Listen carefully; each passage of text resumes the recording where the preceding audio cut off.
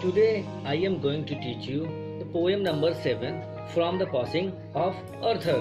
This poem is composed by Arthur Lord Tennyson.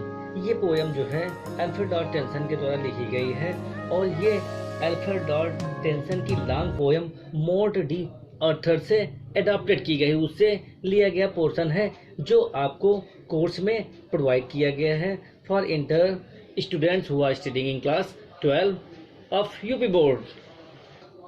तो poem को teach करने से पहले मैं थोड़ा सा पोएम के बैकग्राउंड में जाना चाहूँगा, जिससे कि आप लोगों को कंप्लीट तरीके से ये पोएम पता चल जाए कि पोएम का बैकग्राउंड क्या है। तो पोएम के बैकग्राउंड पर चलते हम लोग बता रहे हैं कि जैसे इस पोएम में बताया गया है, मोर्ट दी आर्थर की कथा है। तो पुराने समय में इंग्लैंड में एक राजा थे जिनका नाम आर्थर था, जैसे स्टोरी पोएम में आप देख रहे हैं। उसने वीरतापूर्वक बहुत सारे कार्य किए, एक संस्था भी बनाई जिसका नाम राउंड टेबल रखा। इस संस्था में कुछ प्रसिद्ध सरदार भी थे। एक बार राजा का युद्ध हुआ और जिसमें राजा आर्थर बहुत घायल हो गया और उसके एक सरदार को छोड़कर सभी सरदारों की मृत्यु युद्ध में हो गई। बचे हुए सरदार का नाम सर वेडिवेयर था। तो राजा अपनी 3 रानियों के साथ एक नाव में बैठकर द आइलैंड ऑफ अवेलियन के द्वीप के लिए जाना चाहता था। मतलब अब राजा ही बचा था, उसकी 3 रानियां उसके साथ थी और उसका एक ड्यूक जो उसका सामंत था, सरदार था वेडिवेयर। बस इतने लोग ही बचे थे। तो वो अब अवेलियन द्वीप को जाना चाहता था। जाते समय उसने सर वेडिवेयर को अपनी तलवार झील में फेंकने के लिए कहा। तलवार फेंकने के बाद राजा ने वेडिवेयर से कहा कि तुम मुझे नाव में बिठा दो। उस नाव में राजा की 3 रानियां पहले से ही बैठी हुई थी। जब राजा की नाव चलने लगी तो वेडिवेयर रोने लगा। तो वेडिवेयर को कंसोलेशन या सांत्वना देते हुए राजा आर्थर ने उसे ईश्वर की प्रार्थना का महत्व समझाया। यही इस पोएम का पूरा कंप्लीट सारांश है, बैकग्राउंड से लेकर सारांश है। तो इसी पोएम को हम लोग अब चलते हैं, पढ़ते हैं कि क्या है पोएम में है। तो now we are coming to the poem. This poem is about 80 lines of the poem. Starting से लेकर बिगिनिंग से एंड तक ये 80 लाइन्स की पोएम है। तो इसके हम थोड़े थोड़े स्टेप पर चलते हुए हम लोग देख रहे हैं। पहली लाइन में लोग चलते हैं। And slowly answered. आंसर्ड माने आंसर देना। आर्थर किंग आर्थर है। From the bard means boat. Now and the word are change means बदल जाना। यील्डिंग माने उसके स्थान पर। यील्डिंग माने गिविंग देते हुए, स्थान छोड़ते हुए। इन द प्लेस उस स्थान पर। न्यू द गॉड माने ईश्वर। फुलफिल्स माने भरता है, कंप्लीट करता है, अपना कार्य करता है। Himself does his deed. And many ways कई तरीके से। लस्ट माने कहीं ऐसा ना हो कि। गुड कस्टम माने प्रथा। करप्ट माने होता है स्पॉइल, खराब कर देना, बिगाड़ देना।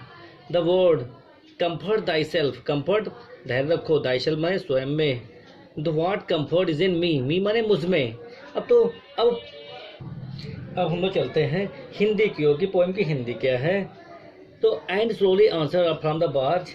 नाव से राजा आर्थर ने धीरे से वेडिवेयर को उत्तर दिया। क्या उत्तर दिया? पुरानी द ओल्ड ऑर्डर चेंज्ड। पुरानी प्रणाली बदलती है तथा उसके स्थान पर नई प्रणाली आती है। And God fulfils him in many ways. ईश्वर अपनी इच्छाओं को अनेक विधियों से पूरा करता है, क्योंकि कहीं ऐसा न हो कि एक अच्छी प्रथा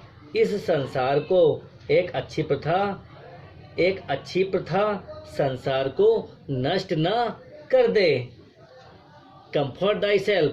तो राजा आर्थर ने वेडिवेयर से आगे कहा, तुम अपने अंदर धैर्य रखो। What comfort is in me.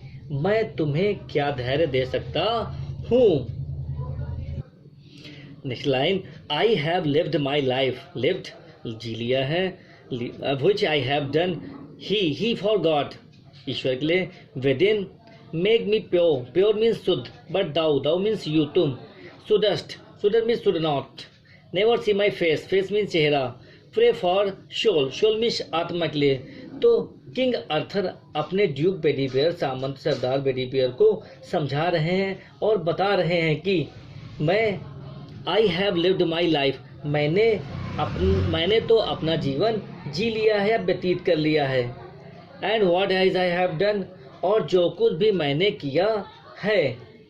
He made in, ही कौन? गॉड के लिए।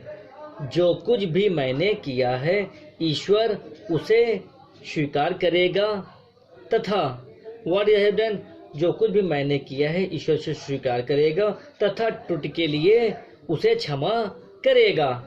तथा त्रुटि के लिए मतलब जो भी उसने गलतियां अपने जीवन में की हैं ईश्वर उसे उसकी गलतियों को क्षमा करेगा।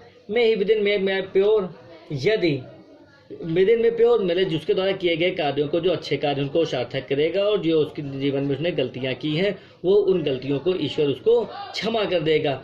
But thou if you shouldst never see my face again, यदि तुम मुझे फिर से न देख सको, यदि तुम मुझे फिर से न देख सको या मेरा फिर से चेहरा न देख सको, अर्थात यदि मेरी मृत्यु, पोएट का कहने का मतलब है यदि मेरी मृत्यु हो जाती है या मृत्यु हो जाए तो प्रे फॉर माई सोल, तो तुम मेरी आत्मा की शांति के लिए गॉड से, भगवान से, ईश्वर से प्रार्थना करना। तो तुम मेरी आत्मा की शांति के लिए भगवान से प्रार्थना करना। More things are wrought by prayer, wrought means done, ये वर्ड की पास्ट पार्टिसिपल फॉर्म है, प्रेयर प्रार्थना के द्वारा। देन दिस वर्ड मीन्स संसार में, ड्रीम्स ऑफ बियॉन्ड है। वेयरफॉर जहाँ पर, let my thy voice like a fountain झरने के समान, दिन एंड रात, सुबह और सामने, दिन और रात, पूरे समय, फुल टाइम। तो पोएट के द्वारा बताया जा रहा है कि राजा अर्थर जो है अपने सरदार से बता रहे हैं कि more things are wrought by prayer, तो ईश्वर की प्रार्थना से इस संसार में इतने अधिक कार्य पूरे हो जाते हैं जितने कार्यों की हम कल्पना भी नहीं कर सकते, वो सब ईश्वर की कृपा से कंप्लीट हो जाते हैं, फुलफिल हो जाते, पूरे हो जाते हैं। अतः देयरफॉर, अतः लेट दाई वॉइस, अतः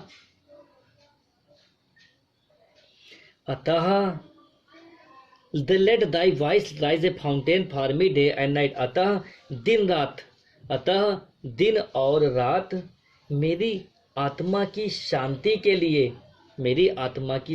के लिए ईश्वर से प्रार्थना करने में अपनी आवाज को झरने की तरह उठाना, अर्थात लगातार या कंटिन्यूअस प्रार्थना करते रहना, जिससे कि मुझे शांति मिले। I am coming the last stanza of the poem.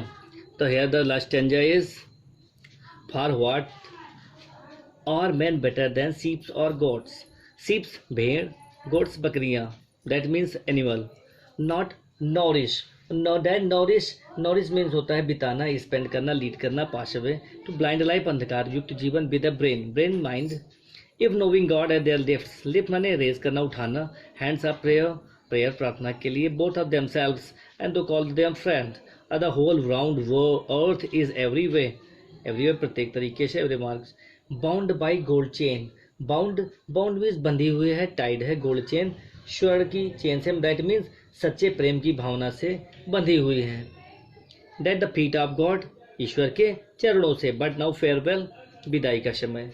तो पोएट यहाँ पर बता रहा है कि राजा अर्थर अपने सरदार बेडीवेयर को ईश्वर की प्रार्थना का महत्व समझाते हुए बता रहे हैं कि here Bedivere is understanding the importance of the prayer of God by the king Arthur. तो राजा अर्थर अपने सरदार बेडीवेयर को ईश्वर की प्रार्थना का महत्व समझाते हुए कहते हैं कि दैट फॉर देयर वर मोन बेटर देन अ शीप और गॉड्स, कि ईश्वर की प्रार्थना के बिना वे मनुष्य अज्ञानपूर्ण अपना जीवन बिताने वाली भेड़ या बकरियों से अच्छे नहीं हैं, जो प्रार्थना के महत्व को जानते हुए भी अपने हाथों को अपनी या अपने लिए तथा अपने मित्रों की भलाई के लिए कभी भी ऊपर नहीं उठाते। मतलब अपने हाथों को कभी भी अपनी या अपने मित्रों की भलाई के लिए, ईश्वर की प्रार्थना के लिए अपने हाथों को कभी भी ऊपर नहीं उठाते हैं, अर्थात ईश्वर की प्रार्थना कभी भी नहीं करते हैं। So for the whole world around in the view, इसलिए यह गोल पृथ्वी प्रत्येक प्रकार से, यह गोल पृथ्वी प्रत्येक प्रकार से ईश्वर के चरणों से, ईश्वर के चरणों से सोने की जंजीरों से बंधी हुई है, सोने की जंजीरों से बंधी हुई है। अर्थात हम पोएट कहने का मतलब है कि यहाँ पर जो है राजा अर्थर प्रार्थना के मतलब ये बता रहे हैं कि हमारी पृथ्वी और उस पर रहने वाले प्रत्येक व्यक्ति प्रार्थना के बंधनों द्वारा ईश्वर से संबंधित है।